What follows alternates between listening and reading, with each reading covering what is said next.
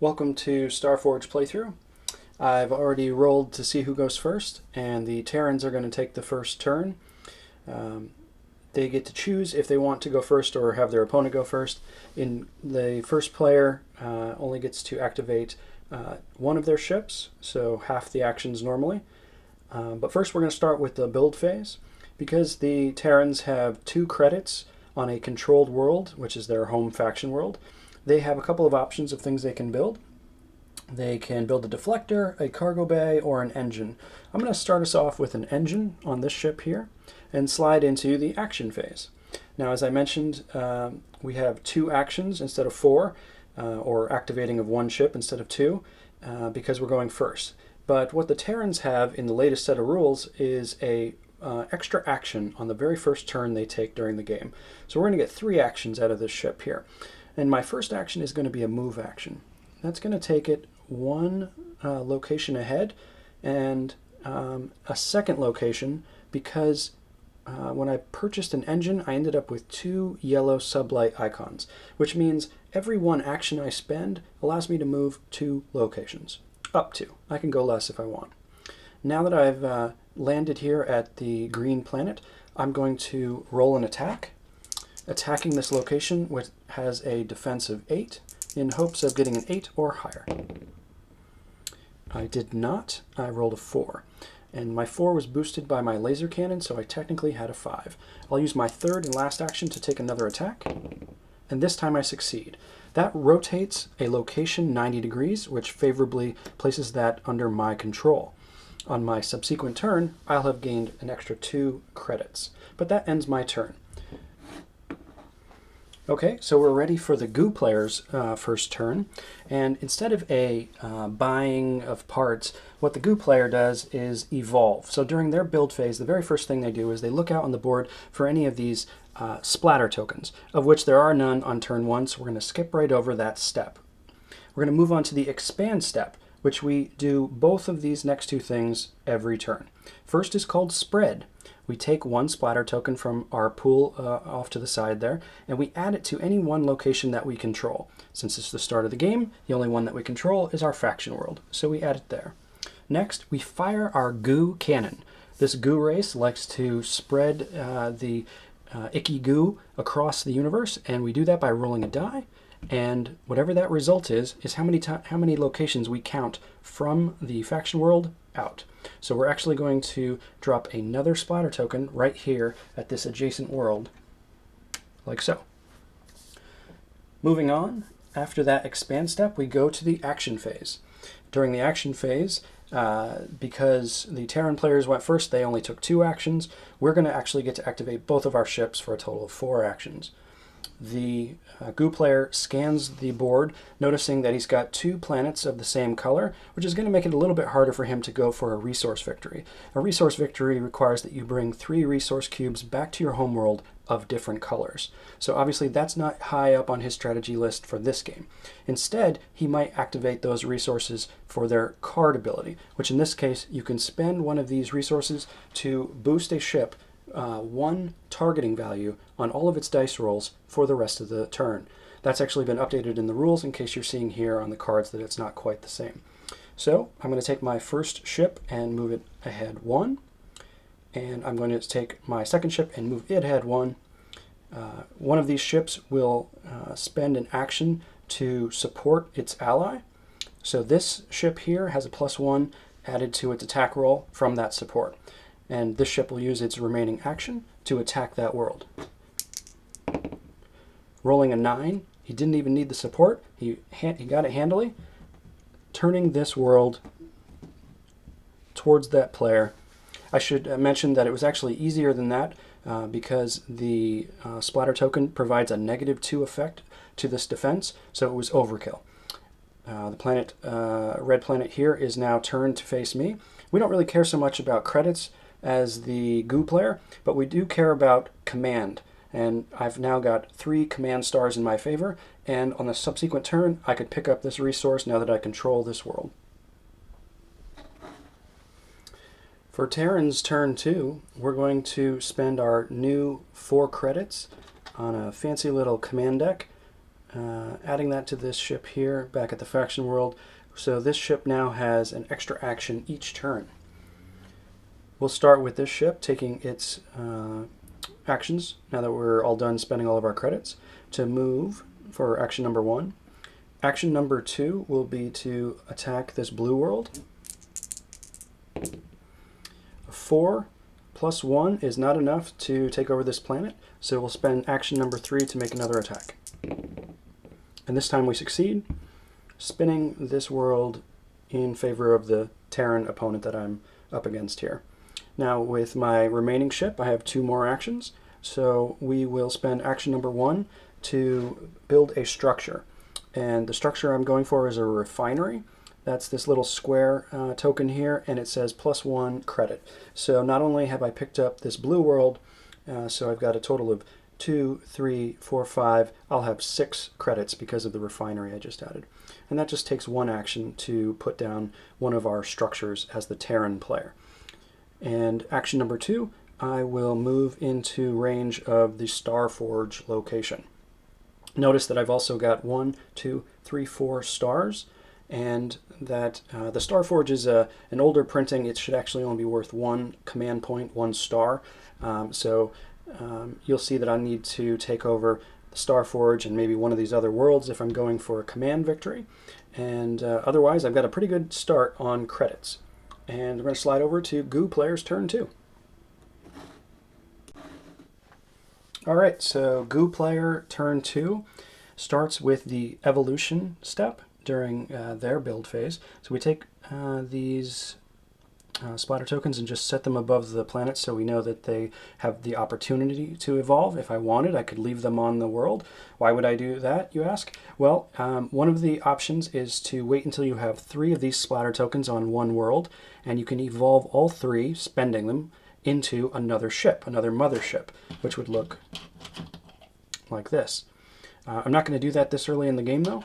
Instead, I am going to evolve this splatter token here into a queen brain, and it's a queen because it has this little splatter icon on it, allowing me to drop a free splatter token each turn. And I can just add that to my mothership if it's at the same location for free. There's no cost to that.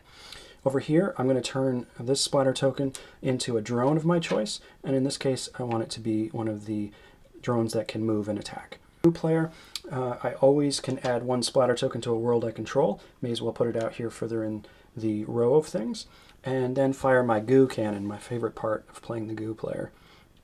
And 6, oh wow, 1, 2, 3, 4, 5, 6. I actually get to drop a splatter token on my opponent's world. He's not going to like that very much.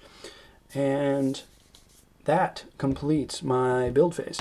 Moving into the action phase, I am going to take my drone here, which has a single action per turn because it's a little support ship, and move it 1 ahead. Drone ships, like the Goo Brains, can be added for free to a ship, so why not upgrade this ship here? And now it's twice as tough when it comes to attacking and can move twice as fast. First thing I'm going to do is spend an action here with my mothership, which is a queen, and drop another splatter token on this world. Now I'm working towards that 3rd ship. I'm going to spend the second action for this mothership to pick up this resource, and this ship's actions are complete. This ship here is going to move ahead. I see that the Terran player is sort of threatening space, so I need to get up here and start protecting.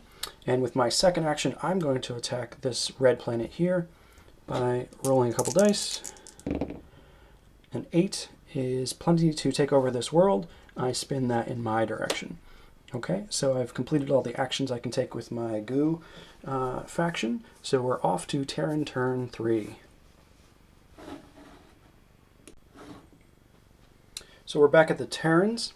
For their turn, they're going to spend their 1, 2, 3, 4, 5, 6 credits by buying another laser cannon and adding that to this ship out here. He's becoming quite the battleship. And I'm also going to add a sensor array to this ship.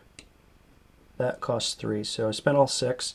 Sensor array lets me reroll one of my attack dice per attack, so that's pretty handy. And starting with this ship here during my action phase, I'm going to spend one of its 3 actions. Remember, it has a 3rd action because of this command deck. First action is going to be to pick up this resource. Second action is going to be to drop another refinery. Remember, the refineries add credits each round, and I can only have 1 of each type of structure. So it's not like I could have added another one of these refineries to this world. That's going to guarantee, unless something remarkable happens, that I'll be able to buy my 3rd starship on my next turn. And with my last action, I'm going to slide this ship back home. And for free, you can always drop resources. So I am 1 step closer to having 3 different resource cubes at my homeworld of a different color, and victory. So that ship is complete. Now with the battleship out here, I'm going to attempt to take over the Starforge with my first of 2 actions, attacking. And I roll a 7. Notice I have 2 laser cannons, so that's boosted up to a 9. That's not quite enough, but I do have my radar array, so I'm going to get to reroll this 1 and nail it. All right, so that's enough to spin Starforge towards the Terran player. Now, I only spent that 1 action of 2, so I may as well spend my second action to pick up this very valuable yellow resource. I say it's valuable because of all the planets, it's the one that gives an ability here that is just straight up 1 free action if I was to spend this icon, this resource cube. And I probably won't do that because I'm edging closer to a 3 resource victory, a monopoly victory it's called. But instead, I will hold on to that resource and hope that I don't get it taken away by the goo player, whose turn's coming up next. Back over to the goo player. First thing they're going to do during their evolve step is decide which splatter tokens. We're going to leave these here. We're not going to evolve these splatter tokens because we want to eventually build a mothership. But this one over here that the Terran player totally forgot about is going to get placed here and turned into a drone. That'll be nice and annoying for the Terran player. Then we're going to expand. So we're going to drop a splatter token on a world that we control. This one works for me. I did that because I know that this queen here can drop her own splatter token for free. And then I'm going to fire the goo cannon, so lots of splatters everywhere. Another 6. That means that we get to drop another splatter token on Terra. Then we slide into the action phase. We'll move this drone here over to the blue world and see if we can get lucky and steal, or at least turn it neutral away from our opponent. The drone only gets to roll 1 die, but he does have a +1. So that worked out in the goo's favor in a huge way. 5 + 1 gives him a 6. That's enough to spin this world neutral. Now, what effect does that have? For one, the Terran player no longer gets the base credits from that location. He still gets his refinery because it's built there, but he doesn't get the command point either. Any player can always use the abilities listed on any planet as long as they have the resource to spend. So really what I've taken away from the Terran player with that very lucky roll with the drone attack is the command point and the base credit value. That's going to make it much tougher for the Terran to go for that victory of command stars. Now I just need to defend against the resources. So that completes the drone's action. I can spend actions from the motherships, and the action is called Beckon, which will pull drones in a direction, well, push or pull actually, but I don't think that's to my best interest right now. What is this battleship. I need to deal with that. So I'm going to first spend 1 action to move my ship here.